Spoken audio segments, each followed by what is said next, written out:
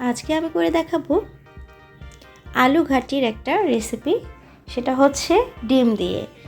আপনারা তো আলু ঘাটি অনেকে অনেক রকমভাবে খেয়েছেন। আজকে আমি যেভাবে করেছি এভাবে করে খাবেন, আপনাদের অবশ্যই ভালো লাগবে। মোস্ট ডেইলি কুকিং আপনাদেরকে স্বাগত। আপনারা সবাই কেমন আছেন? আল্লাহ তাআলার অশেষ রহমতে আমি বাসার সবাইকে নিয়ে বেশ ভালো আছি। তো আসুন দেখিয়ে দিচ্ছি আমি কি নিয়েছি আর কিভাবে করছি। তো এখানে আমি আলু সিদ্ধ করে ম্যাশ করে নিয়েছি, সাথে নিয়েছি মটরশুঁটি আর টমেটো, সাথে আরও কিছু মশলা আছে, সেটা আমি স্টেপ বাই স্টেপ দেখিয়ে দেব। তো আসুন আমরা চুলার কাছে চলে যাই, আমি কিভাবে করছি সেটা দেখাচ্ছি। তো আমি একটা হাঁড়ি বসিয়ে দিয়েছি। এই হাঁড়িতে আমি এখন তেল দিয়ে দিব, সেটা অবশ্যই গরম হওয়ার পরে। তো দিয়ে দিলাম পেঁয়াজ কুচি।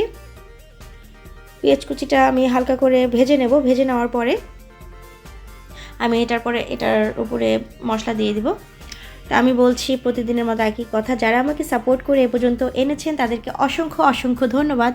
আর নতুন যারা আছেন, যারা আমাকে এখনও সাবস্ক্রাইব করে দেননি, তারা অবশ্যই আমার চ্যানেলটা সাবস্ক্রাইব করে বেল বাটন বাজিয়ে রাখবেন, যেন আমার ভিডিও নোটিফিকেশন আপনাদের কাছে সর্বপ্রথম পৌঁছে যায়।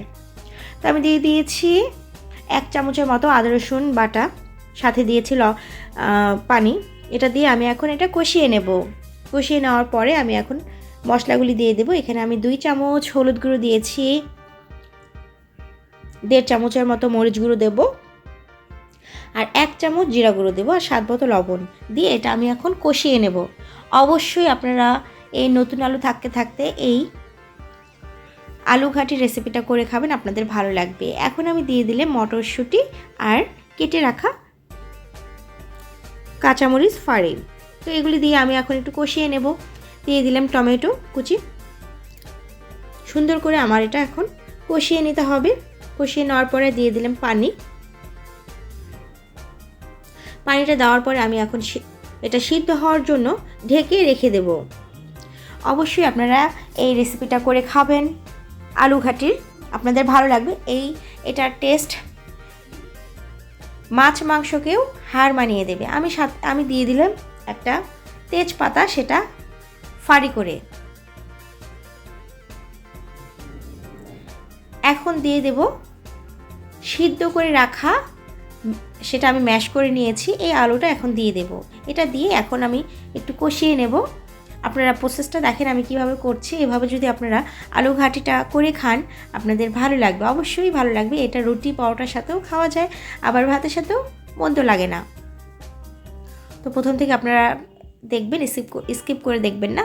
তো আমার কষিয়ে নেওয়া হয়ে গেছে। এ পর্যায়ে আমি এখন দিয়ে দেব পানি।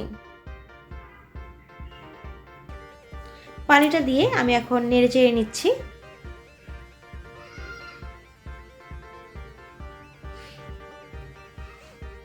খুব সুন্দর করে আমার এটা নেড়ে চেড়ে নিতে হবে। পানিটা আরেকটু দিতে হবে। দেওয়ার পরে আমি এটা ঢেকে রেখে দেব।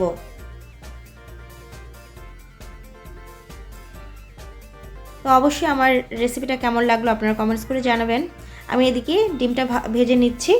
আমি এখানে ব্যাচ করে ডিমগুলি ভেজে নিব। তো ভেজে নেওয়াটা সেরকমভাবে আর দেখালাম না। এটা আমার ফুটে গেছে মানে এটা হয়ে গেছে, কারণ আমার আলুটা সিদ্ধ করা ছিল।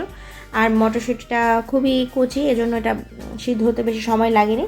তো আমার মোটামুটি রেডি। এখন আমি ভেজে রাখা ডিমগুলো দিয়ে দেব। এই আলু ঘাটিটা অনেকেই অনেক রকমভাবে খেয়েছেন। আপনারা মাছের মাথা দিয়ে, মাছ দিয়ে খেয়েছেন। আজকে আমি যেভাবে করছি ডিম দিয়ে, আপনারা এভাবে করে খাবেন, আপনাদের ভালো লাগবে। আমার সবগুলি ডিম দিয়ে দেওয়া হয়ে গেছে। এখন আমি ধনেপাতা কুচি দিব।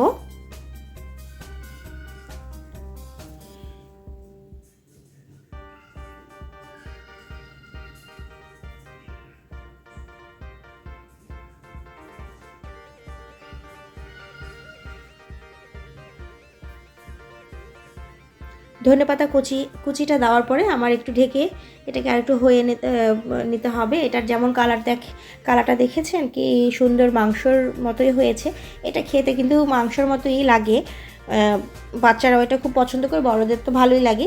এটা সকালে রুটির সাথেও খাওয়া যাবে, পরোটার সাথেও খাওয়া যায়, আবার ভাতের সাথেও খুবই ভালো লাগে। তো অবশ্যই আমার রেসিপিটা আপনাদের কেমন লাগলো কমেন্টসে জানাবেন, আর এভাবে বাসায় করে খাবেন, আপনাদের ভালো লাগবে।